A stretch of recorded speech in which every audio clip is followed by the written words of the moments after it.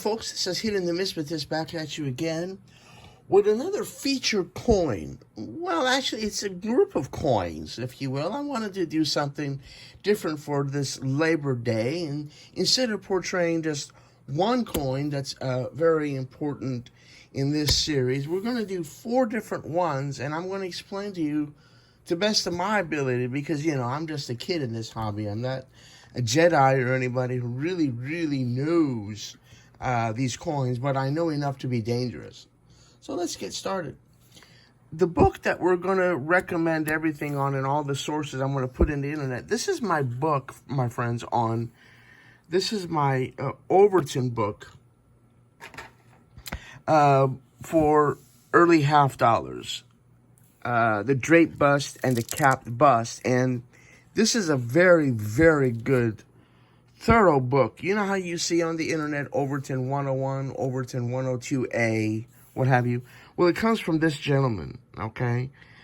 Al Overton is the gentleman who labeled all the different chock full of varieties of some of the years in this series, in the cap bust series, and they're called Overton varieties.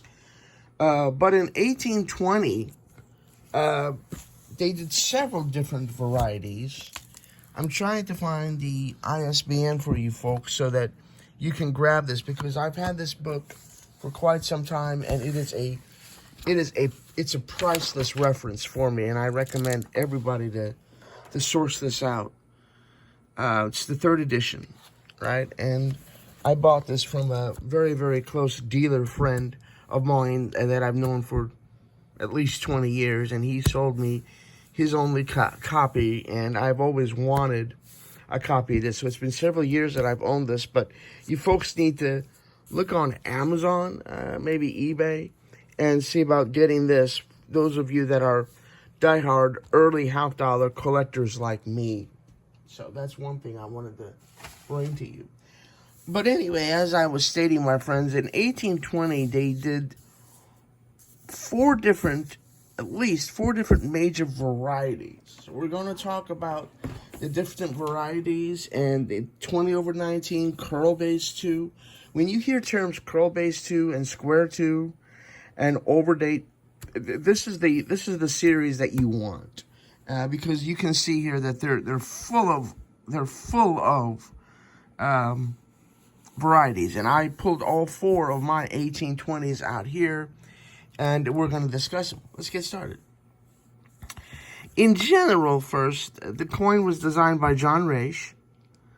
The edge is lettered 50 cents or $0.50 on the edge on all of them. This is across the board, all right, brothers and sisters, not just particular variety. Diameter of this beautiful coin. Here's an example here of these beautiful halves by John Raish. The diameter is 32.5 millimeters. The weight is 13.5 grams. The mintage for all the 1820s that we're going to discuss, the mintage is 751,122.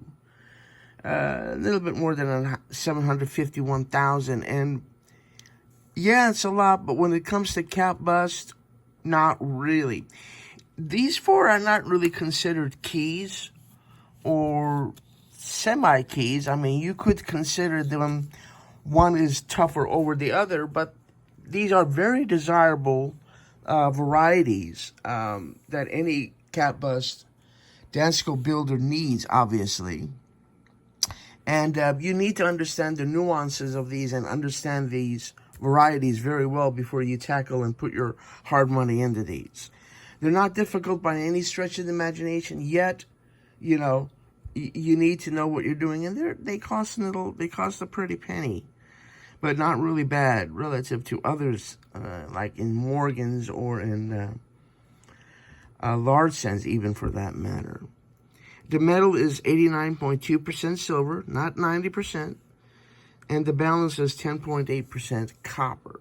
And what we're dealing with most of the majority in the 1820s is the curl base 2. You see that little curl? It's called a curl. It's not flat, right? Pardon my reach. See if my example will show that to you. See if you can see there in the 2, the bottom is curled. It's not square. It's not flat, right? So that's what they mean by curl. And then the square is literally because the bottom is flat.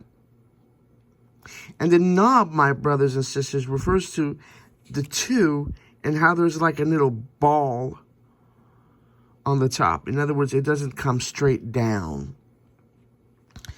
This would also be knob on 2, but in the curl base, just focus on square base with the knob 2. So this is a flat base, which is called square.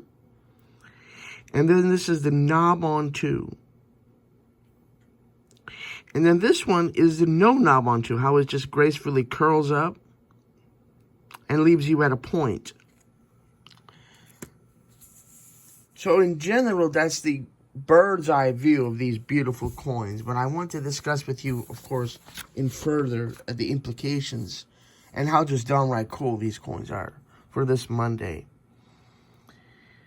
There are 6 obverse dies and 7 reverses for the 1820. And they were mixed to create some 8 die marriages. 2 of these are overdated. 2 of these are overdated to 1820 over 19. Several different numerical punches were used for the obverse dies of this year, making for an interesting collection in their own right. Variety Overton, that's what they mean by O in the gentleman's book, O-104, Overton 1, and they just call it Overton 104, is slightly more scarce, but without any appealing features. It is of little general interest. More attention has been focused on the scarcer Overton 107, which is distinguished by the letters E that are lacking serifs on their left sides from a defective punch. That's another variety that they're referring to, which Dansko doesn't portray. It's a little bit more scarcer variety, as they say. And thank goodness Dansko doesn't cover that, but that's what the 107 is where the letter E's are lacking serifs on their left sides from a defective punch. The premium attached has more to do with the overall rarity of the die marriage than the appeal of the missing serifs. The more common varieties of the 1820 half dollars carry no premium below mint state, such coins being fairly scarce as compared to the several dates preceding. The reason is for a significantly lower mintage in 1820 is unknown exactly why. But as I said, across the board for all 1820s, this is the mintage figure that we numismatists go with and agree with, and this is the mintage figure that Dansko portrays in their early house as well. There's a very, very nice overdate as well in this beautiful series that I have. The 20 over 19. See how the base is curled again? It's not flat. That would be square. And you literally see a 1 coming down. That's the 9. The 1 in the 9 of the 19. And this is what's really tight. You literally see the 9, my friends, curling, going down and coming down and swooping just like a 19. And as I said, there's 4 major varieties. Well, actually, there's 5, but I'm going to cover these 4 here for today. There's the 20 over 19 curl 2. There's the curl base 2 small date.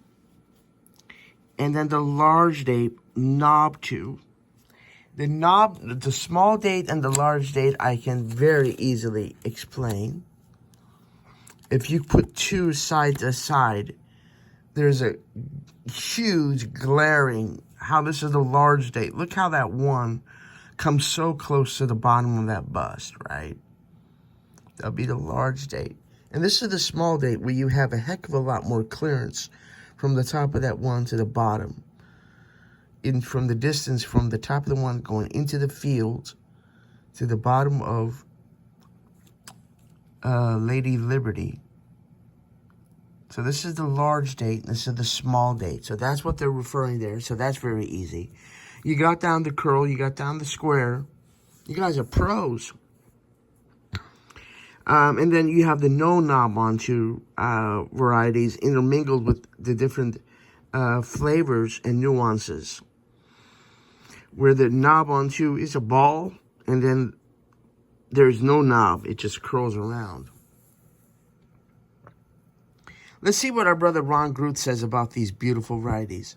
There are several interesting varieties composing in the 1820s, determined by the base of the two, whether the ends in a point or a knob, whether the two ends in a point or a knob, whether it is an overdate, and whether the date is small or large.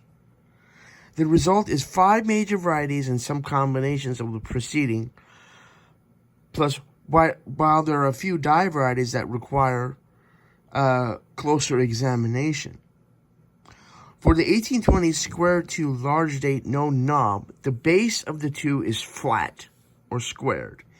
Instead of curving, the date is large, requiring comparison to determine the correct size. And the top of the two ends in a point instead of a knob. In terms of surviving examples, this major variety appears to be the second rarest of the 5, though the populations of all 5 are fairly close. Very well said, Mr. Guth. Min-state examples of all 5 are scarce to rare, and the 1820 square to large date no knob is no exception. As of April 2012, the PCGS population report states that they have only certified 18 min-state examples, the finest of which is a single PCGS MS66.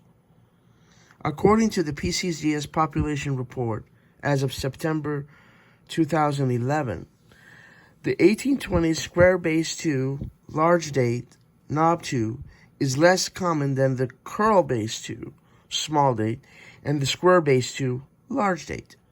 No knob, but not as scarce as the 1820 over 19 square base 2 and the 1820 over 19 curl base 2. You know, as they say in our hobby, you know, buy the book before you buy the coin. This is a darn good example of where you want to know the little nuances in the different varieties and what to look for, and be able to tell within a few seconds. When you're at a major coin shop or a coin show, you want to know what the different varieties, and you don't necessarily have to memorize maybe the different Overton varieties, but early house specialists, they have the majority of Overton numbers paired and memorized with the particular coin. So yeah, it's easier to say, you know, I'd like to, looking at, you have an Overton 102 from 1820, and the little Jedi will stand up. He'll be bald-headed at most times and have a loop around his neck. That'll be the equivalent of his pocket protector, and he'll get up in one of his numerous boxes, and his table is like at least $5 million of inventory. And he'll find it for you, and they have all the Overton numbers memorized. But a typical collector like me doesn't really want to source out all the different varieties. I love the varieties in the early halves. I love them. But you can only take it so far because, you know, there's a lot of varieties, and it's a lot of money goes out easily. This is my large date. This is the square base 2. It's a nice original one, and we can see that beautiful edge lettering hopefully there on the side. Beautiful. These are so important in our early production of coins. As you can see, this is the square again, and how the 2 just curls up, right? There's no knob on it. So this would be the square base, no knob on the 2. There's no knob right on that 2. and the date is large. How cool is that? So there's three things you got to look at. The first two. Well, obviously 1820. There's only 1 2. It's Monday. It's Labor Day. My brain's in neutral. So we got the square base. There's no ball or serif or ball, yeah, on the end of the 2, and it's a large date relative to a small date.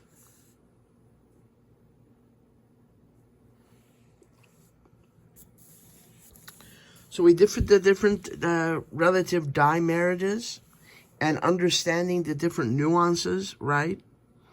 And anytime you got a question that you want to ask me, I'm available in the comment section below, and I'll see if I can help you. But in general, this is a good bird's eye view of the different varieties that they have.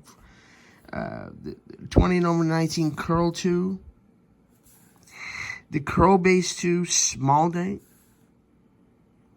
and the knob 2. Notice that the large date that is the knob 2. How cool is that? And then you have the large date with no knob on the 2. This is the very first one, and among all the 5, this is the toughest, as they hinted.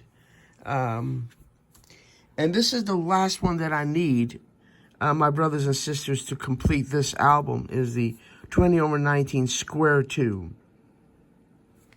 which is basically this, but the bottom is square. This is the curl. Yours truly has this one.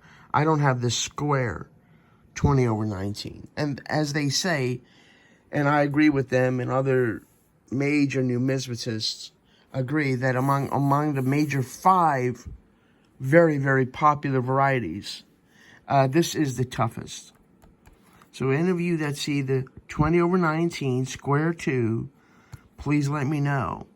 And then this album will be complete. And this was a fun journey. This took a while to do this set, but it is very rewarding and very enjoyable. And we can do the other years as well. But in 1822, let's see, they did the 2/1, which is very similar in concept to the 19 that's underneath the 20. So, but those are the major Overton varieties, if you will, in 1820.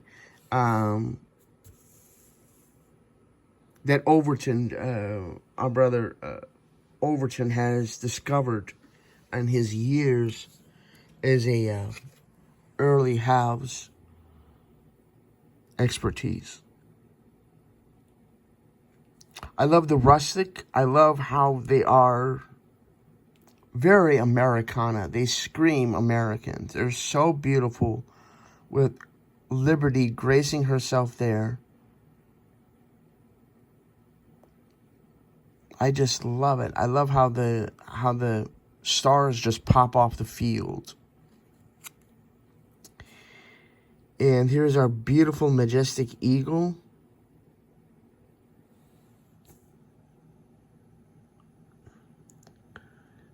And I love how E pluribus unum is like in a banner.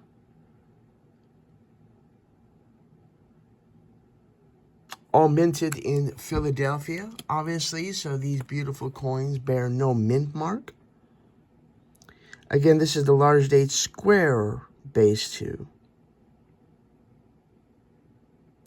Beautiful, beautiful coins that Mr. Reich brings to us numismatists, and they're gorgeous. They're so historical, and these are the coins that can easily make my mouth water. This is a curl base 2. And this would be curl base 2 small date. Because of all that clearance that we have, all that emptiness, if you will, between the top of each number in the date and how much there is before we get to the bottom of her before we get to the bottom of Liberty. And this is my beautiful overdate. This one's been cleaned long ago, unfortunately, but it's unfortunate that in the majority of cap bust and early coinage, cleaning back then was actually accepted. It wasn't until much later where dealers and collectors were saying, you know, we shouldn't mess with our coins. And unfortunately, this sweet lady, Lady Liberty of mine, was harshly cleaned, but she is trying to develop her toning back. She will no longer get original toning as this one anymore because she's been harshly cleaned. You can't bring back original toning once a coin has been cleaned, unfortunately, because that layer on the surface has been stripped that holds that beautiful original mint state luster. But still, these do command a premium, a heck of a premium over melt, right? These are numismatic coins. They're not extremely tough or expensive. They're not like a 1909 SVD, but they're expensive enough where you're going to be wanting to know, as I've stated several times in my channel, you got to know the coin. You got to know the series. Buy the book before you buy the coin. Because if you buy the wrong coin for your album, you're going to regret it. Yeah, you'll probably be able to go back to the dealer and maybe get your money back or get a trade-in credit, but why avoid that and just study the coin and know it? So